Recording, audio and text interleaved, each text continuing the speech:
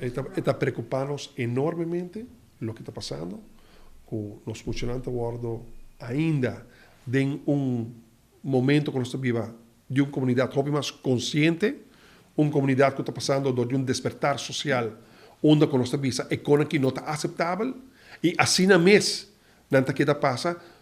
governo de Aruba, de sua banda, a comprometer um plano de inversão em quadro de crisis plan social de alrededor de 36 milhões extra para full sector, para todo o sector trabalha, tem fundo, tem gente, tem profissional, tem equipe, tem facilidade para nos atender, nós está realizar. Está em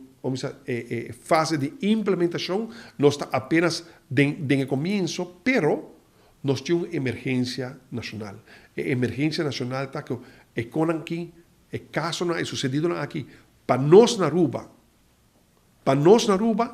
está demais o que está passando, nós queremos evitar cada que por, mestre evitar,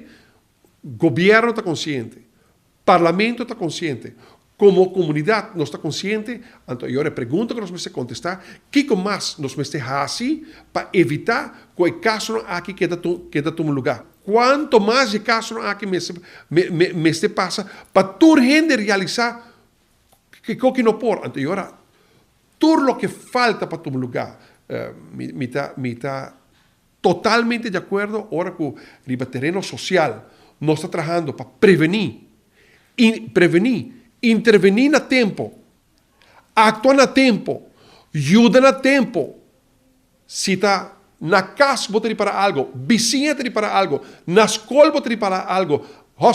na hospital vou ter para algo, na pediatra vou ter para nós na tempo, nós temos obrigação de ser, mas também é malhechornan. Se está em qualquer outro país, a gente que está cometendo crime aqui está agora matado em prisão. Obviamente, nós, como país, não queremos para nenhuma gente pensar que o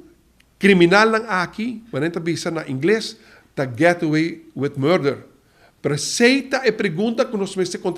contestar nós mesmos, o que mais nós vamos fazer assim para percurar, para parte de, obviamente, castigo, também agora atender. Essa aqui é Arubiano,